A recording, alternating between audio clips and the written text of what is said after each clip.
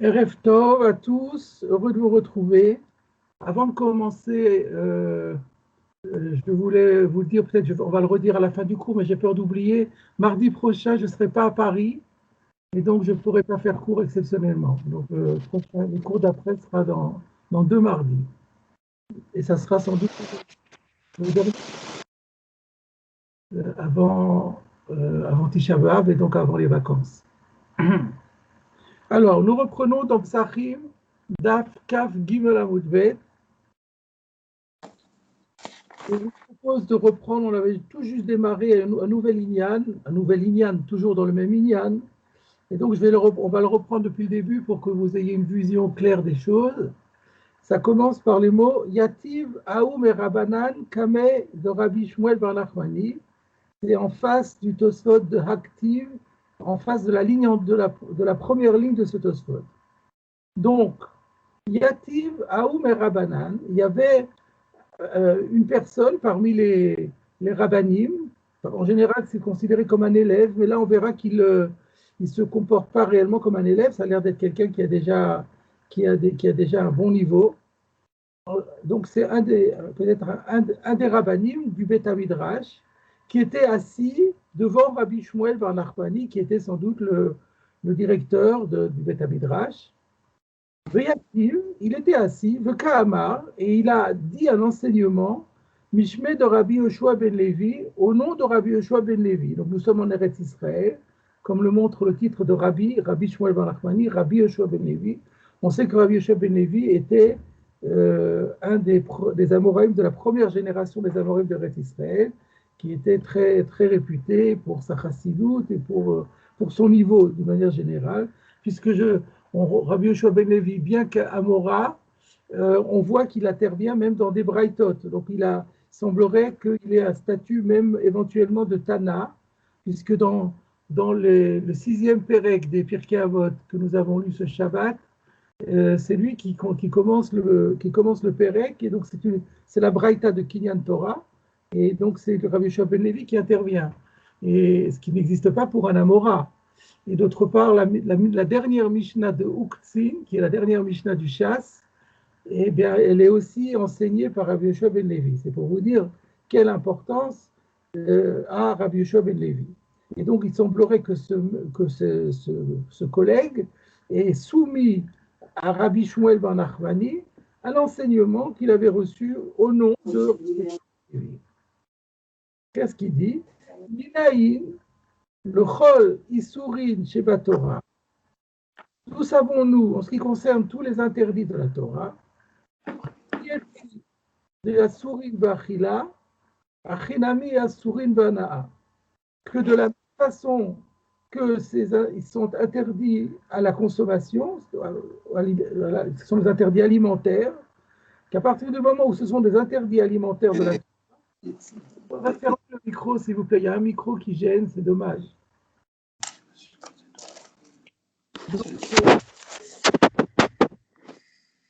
De la même façon que la Torah interdit la consommation, d'où savons-nous que ipso facto, cela veut dire que le profit de cet aliment est interdit également.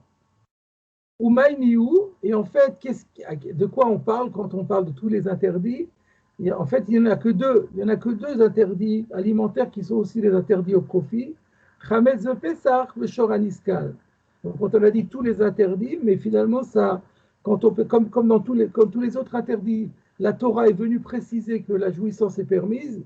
Donc, finalement, la règle générale, comme quoi tous les interdits alimentaires de la Torah englobent aussi l'interdit de jouissance, finalement, ne va concerner que Chametz Pesach et Shoraniskal. Voilà la question posée par Rabbi Yoshua ben Levi. D'où le savons-nous?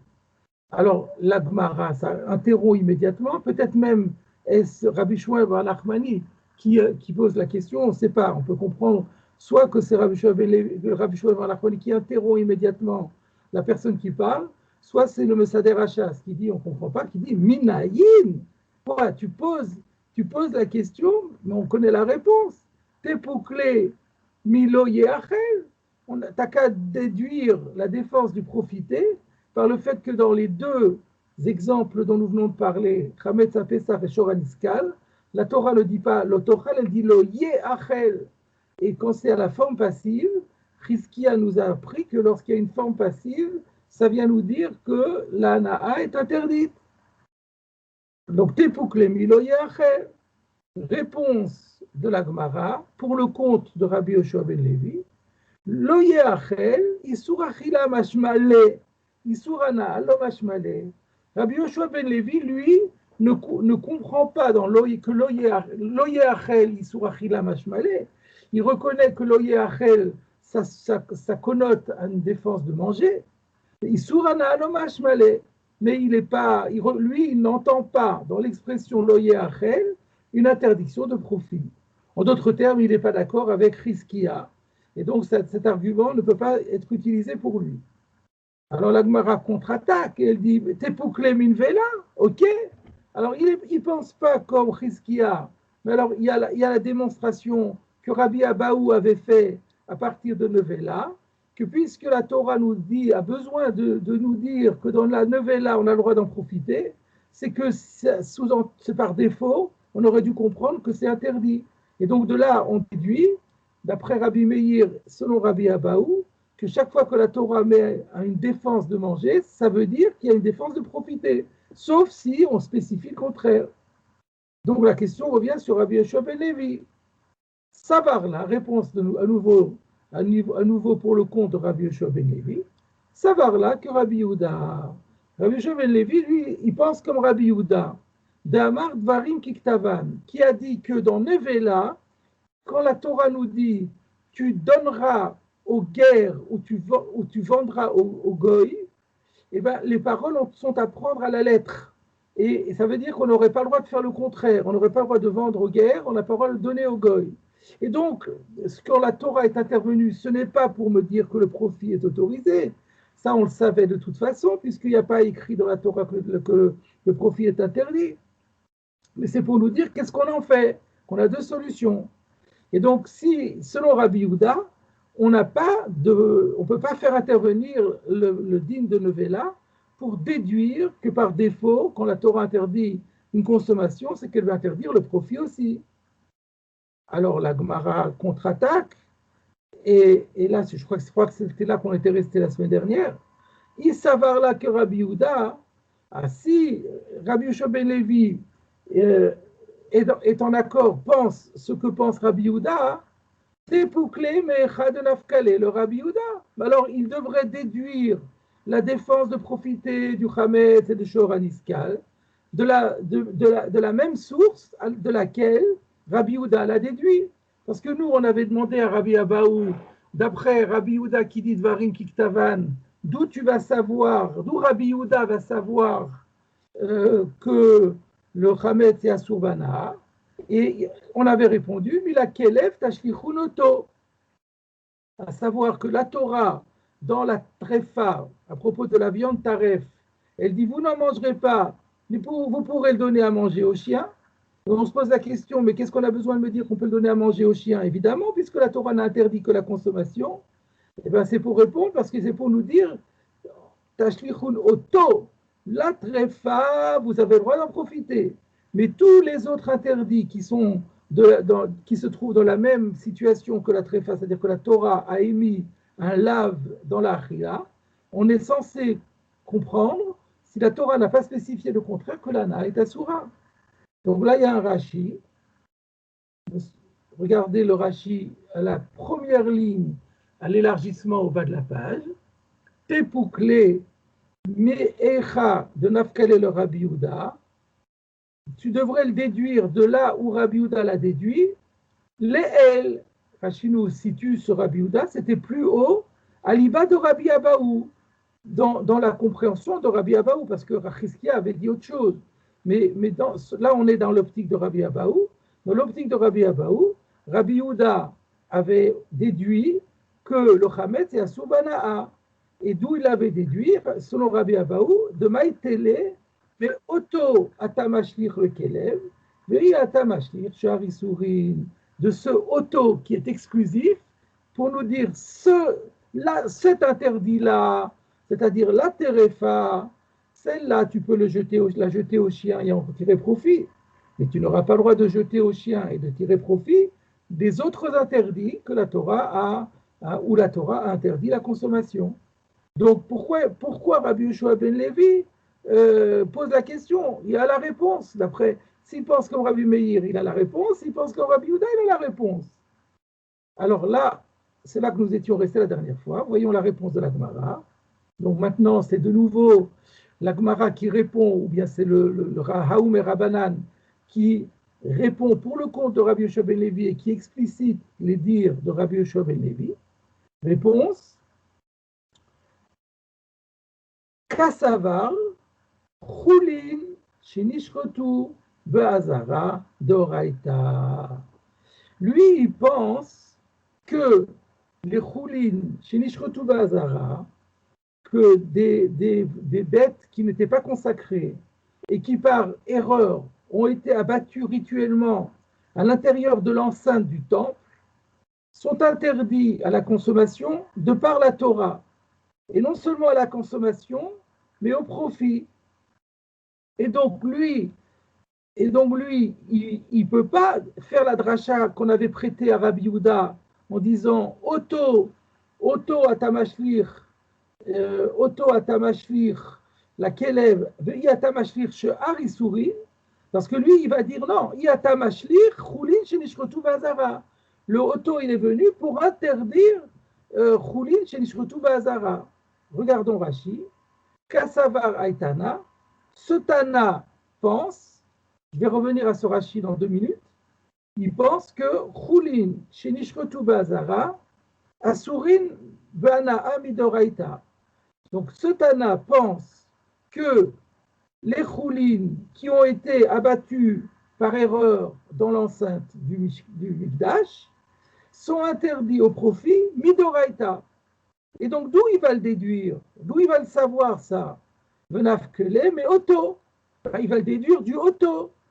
En disant, encore une fois, la tréfa est permise à la consommation, mais pas les choulines chez Nishkotu Bazara.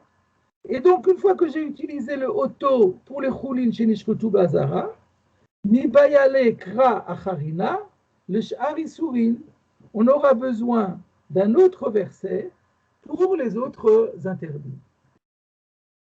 Et c'est d'où la question de Rabbi Yoshua ben Levi. Alors d'où on va le savoir? On a éliminé c'est un autre terme, on a éliminé toutes les sources que l'on avait jusqu'à présent. On avait Chizkia, Loye Achel, et bien lui il ne tient pas de Loye Achel. On avait Rabbi Abba ou selon Rabbi Meir, on déduit de Nevela, lui il pense comme Rabbi Yehuda Dvarim Kiktavan, donc on ne peut pas faire. On avait dit pour Rabbi Yehuda, il le déduit de Otto, mais parce qu'on avait dit que Rabbi Yehuda, lui, il pense que Choulin Shenishrotu Bazara, ce n'est pas d'Oraita. Mais comme lui, il pense que Choulin Shenishrotu Bazara d'Oraita, donc il ne peut pas utiliser le Otto pour notre din à nous. Alors, il y a une question qu'on peut poser, c'est pourquoi, quand on a Otto, donc on a bien compris que ce Otto, il vient dire que la tréfa est permise, mais autre chose est interdit. Maintenant, on a le choix à dire que ce autre chose, ça va sur partout la Torah dit l'oyochal, ou alors ça va sur spécifiquement Choulin Shenishrotu Bazara. Jusqu'à présent, on avait toujours dit qu'entre les deux, on préfère dire que ça va sur tous les Issourim. Pourquoi?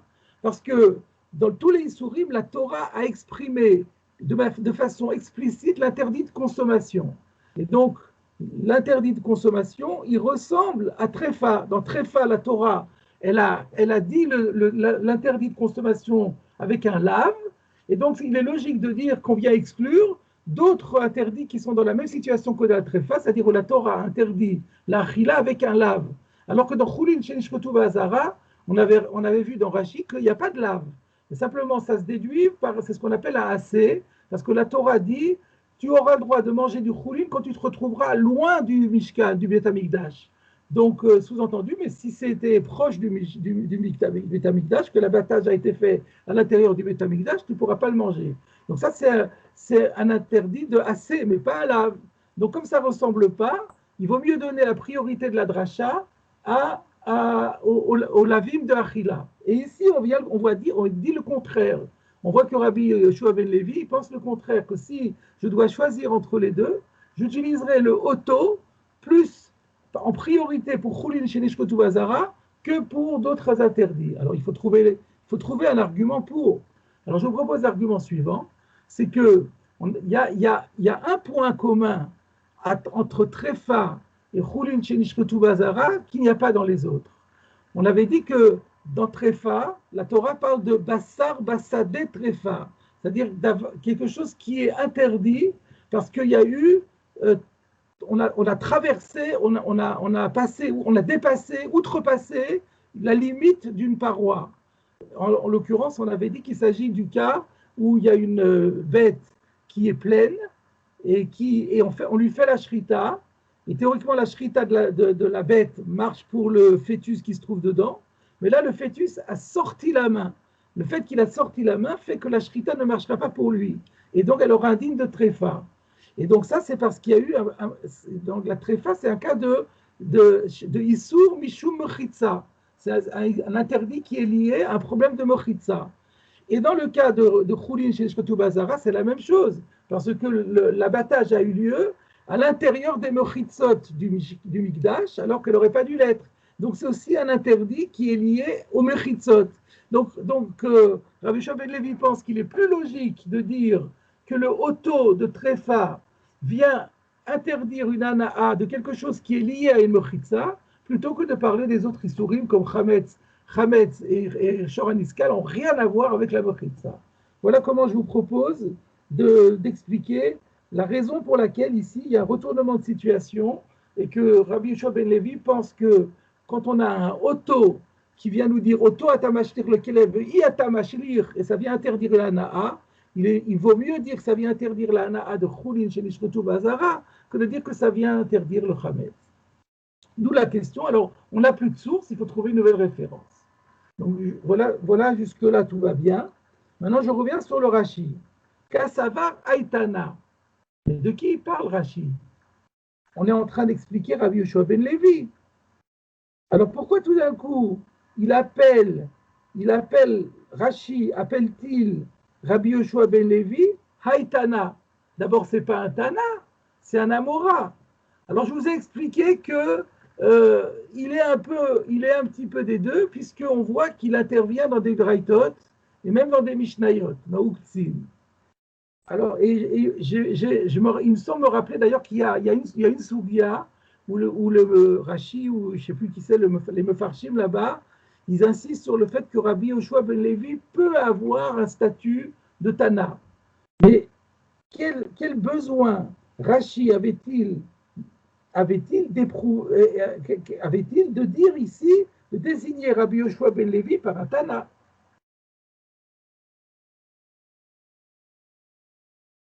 Vous m'entendez? Là, j'ai un problème lié au réseau est survenu.